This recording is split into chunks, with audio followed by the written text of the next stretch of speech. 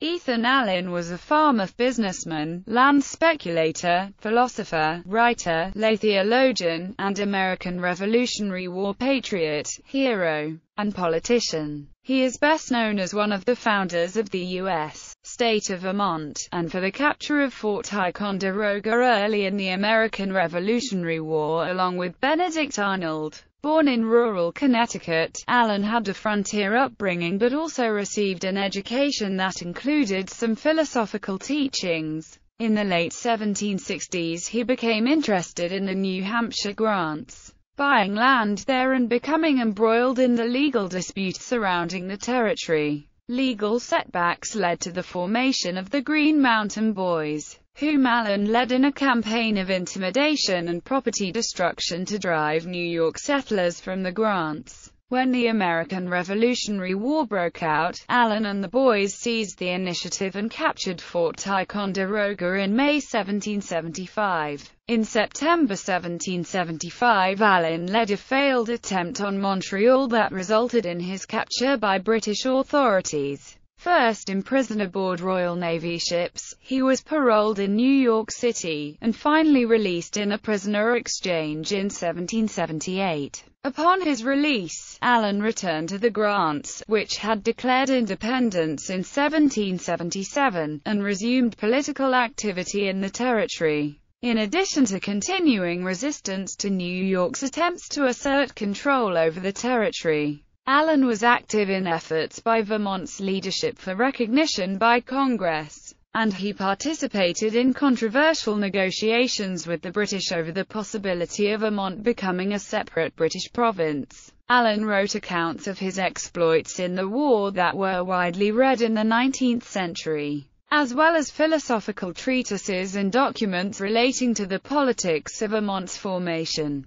His business dealings included successful farming operations, one of Connecticut's early ironworks, and land speculation in the Vermont territory. Land purchased by Allen and his brothers included tracts of land that eventually became Burlington, Vermont. He was twice married, fathering 8 children. Early life. Childhood. Ethan Allen was born in Litchfield, Connecticut, the first-born child of Joseph and Mary Baker Allen, both of English and Puritan descent. The family moved to the town of Cornwall shortly after his birth. The move to Cornwall grew out of Allen's father's quest for freedom of religion during a time of turmoil, the Great Awakening, when Puritans were separating into churches with differing dogmas, in particular about the proper form of conversion, by works or by grace. His lifelong interest in philosophy and ideas emerged against the backdrop of his father's involvement in these Puritan debates and his father's refusal to convert to the covenant by grace. As a boy, Allen already excelled at quoting the Bible and was known for disputing the meaning of passages. 7 siblings, all of whom survived to adulthood, joined the family between Allen's birth in 1738 and 1751. His brothers Ira and Heman would also become prominent figures in the early history of Vermont. Although not very much is known about Allen's childhood, the town of Cornwall was frontier territory in the 1740s. By the time Allen reached his teens, the area, while still a difficult area in which to make a living, began to resemble a town, with wood frame houses beginning to replace the rough cabins of the early settlers. Joseph Allen died in 1755. At the time of his death he was one of the wealthier landowners in the area, ran a successful farm, and had previously served as town selectman. Allen had, before his father's death, begun studies under a minister in the nearby town of Salisbury with the goal of gaining admission to Yale College. Allen's brother Ira recalled that, even at a young age, Allen was curious and interested in learning. First marriage and early adulthood. Allen was forced to end his studies upon his father's death, while he volunteered for militia service in 1757 in response to French movements resulting in the siege of Fort William Henry. His unit received word while en route that the fort had fallen, and turned back. Even though the French and Indian War continued over the next several years, Allen did not apparently participate in any further military activities. and is presumed to have tended his farm, at least until 1762. In that year, he became part owner of an iron furnace in Salisbury. He also married Mary Brownson, a woman 5 years his senior, from the nearby town of Roxbury, in July 1762. They first settled in Cornwall, but moved the following year to Salisbury with their infant daughter Lorraine. Allen bought a small farm and proceeded to develop the ironworks. The expansion of the ironworks was apparently costly to Allen. He was forced to sell off portions of the Cornwall property to raise funds, and eventually sold half of his interest in the works to his brother Heman. The Allen brothers sold their interest in the ironworks in October 1765. By most accounts, Allen's first marriage was an unhappy one. His wife was rigidly religious, prone to criticizing him, and barely able to read and write. In contrast, Allen's behavior was sometimes quite flamboyant, and he maintained an interest in learning. In spite of these differences, the marriage survived until Mary's death in 1783. Allen and Mary had 5 children together, only 2 of whom reached adulthood. Allen's exploits in those years introduced him to the wrong side of the justice system, which would become a recurring feature of his life. In one incident, he and his brother Heman went to the farm of a neighbor, some of whose pigs had escaped onto their land, and seized the pigs. The neighbor sued to have the animals returned to him. Allen pleaded his own case, and lost. Allen and Heman were fined 10 shillings, and the neighbor was awarded another 5 shillings in damages. He was also called to court in Salisbury for inoculating himself against smallpox, a procedure that at the time required the sanction of the town selectman, Thomas Young. When he moved to Salisbury, Allen met Thomas Young, a doctor living and practicing just across the provincial boundary in New York. The doctor, only 5 years older than Allen, taught the younger Allen a great deal about philosophy and political theory. While Allen was able to bring to Young his appreciation of nature and life on the frontier, Young and Allen eventually decided to collaborate on a book intended to be an attack on organized religion. As Young had convinced Allen to become a deist, they worked on the manuscript until 1764, when Young moved away from the area, taking the manuscript with him. It was not until many years later, after Young's death, that Allen was able to recover the manuscript. He expanded and reworked the material, and eventually published it as Reason, the Only Oracle of Man, moving around while Heman remained in Salisbury, where he ran a general store until his death in 1778. Allen's movements over the next few years are poorly documented. He is known to have been living in Northampton, Massachusetts in the spring of 1766, where his son Joseph was born, and where he invested in a lead mine. He was asked to leave Northampton in July 1767 by the authorities, while no official reason is known. Biographer Michael Belzeler suggests that religious differences and Allen's tendency to be disruptive may have played a role in his departure. He then briefly returned to Salisbury before settling in nearby Sheffield, Massachusetts with his younger brother Zimri. It is likely that his first visits to the New Hampshire grants occurred during these years. While Sheffield would be the family home for 10 years, Allen was often absent for extended periods. The New Hampshire grants. As early as 1749, Benning Wentworth, New Hampshire's governor, was selling land grants in the area west of the Connecticut River, to which New Hampshire had always laid somewhat dubious claim. Many of these grants were sold at relatively low prices to land speculators, with some land kicked back to Wentworth. In 1764, King George issued an order resolving the competing claims of New York and New Hampshire in favor of New York. New York, which had also issued land grants that overlapped some of those sold by Wentworth, insisted that holders of the Wentworth grants pay a fee to New York to have their grants validated. As this fee approached the original purchase price, and many of the holders were land rich and cash poor, there was a great deal of resistance to this demand.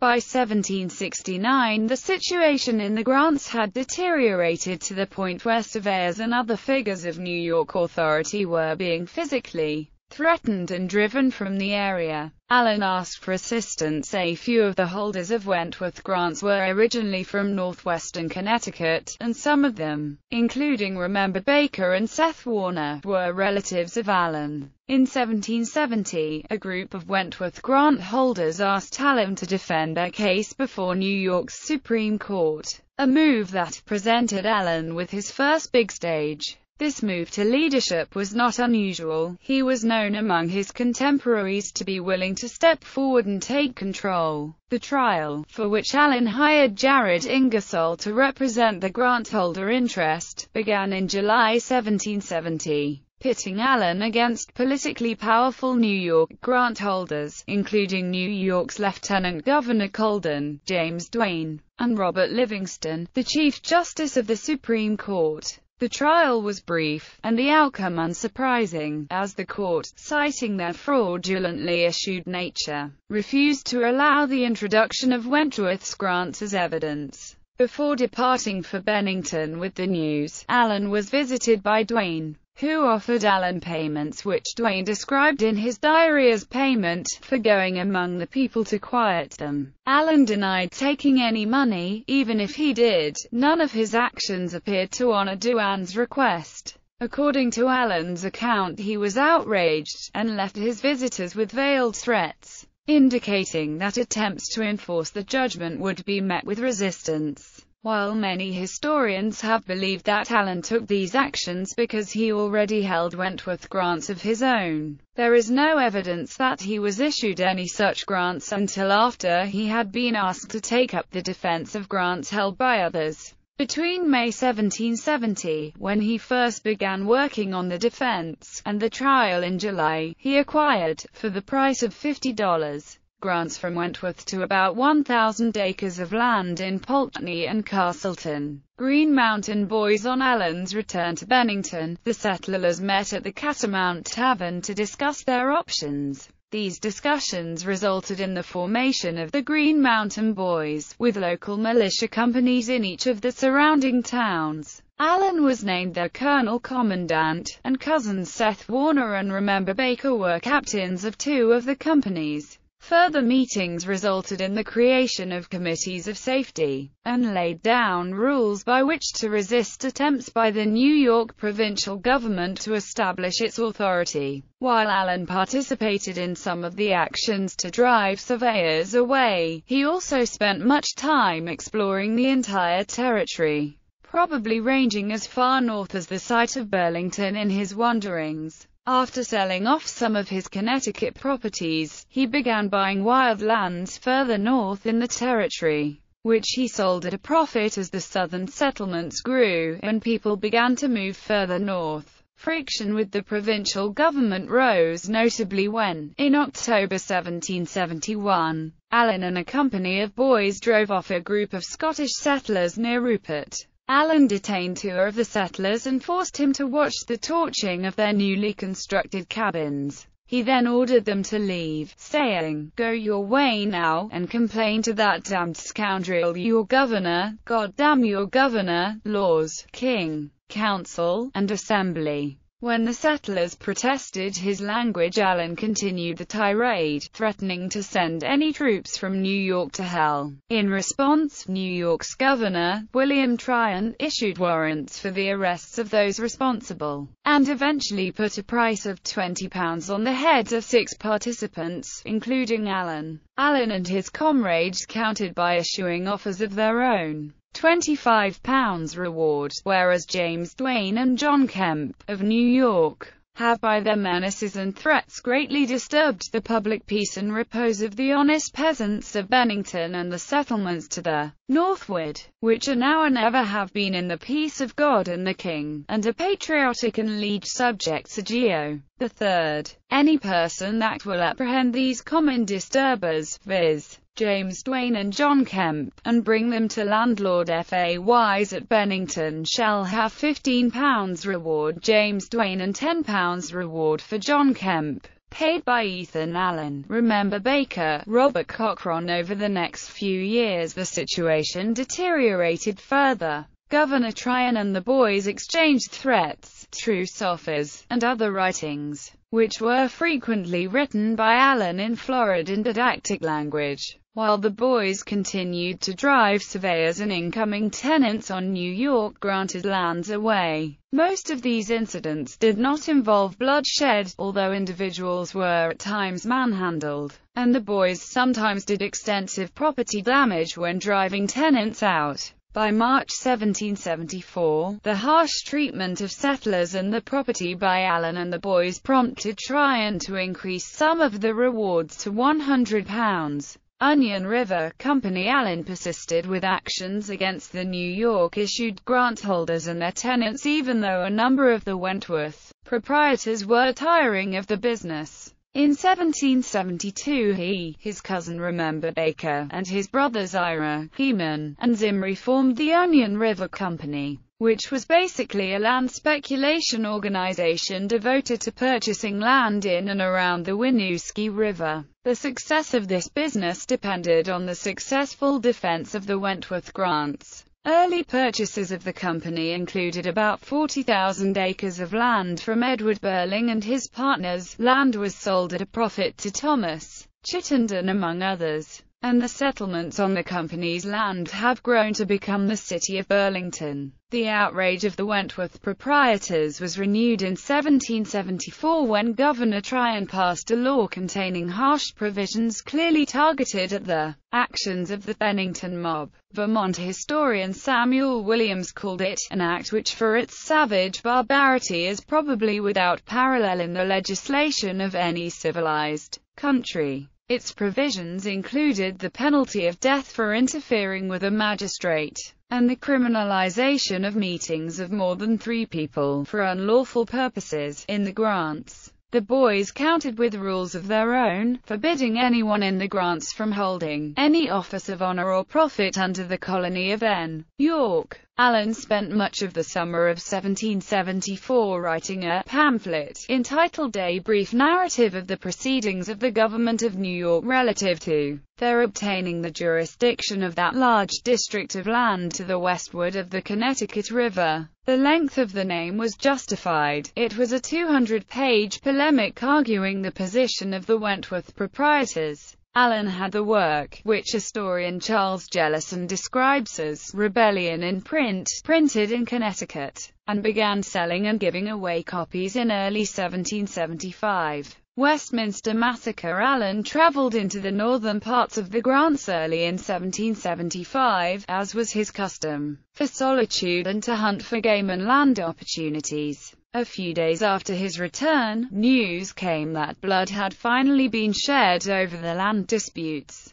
Most of the resistance activity had until then taken place on the west side of the Green Mountains. On March 13, a small riot in the Shire town of Westminster, on the east side of the mountains, resulted in the death of 2 men. Allen and a troop of boys traveled to Westminster where, under Allen's influence, the town's convention adopted a strongly worded resolution authorizing the drafting of a plea to the king to remove them out of so oppressive a jurisdiction. The preparation of the petition was assigned to a committee which included Allen. Less than a week after the Westminster Convention ended, while Allen and the committee worked on the petition, the American Revolutionary War began.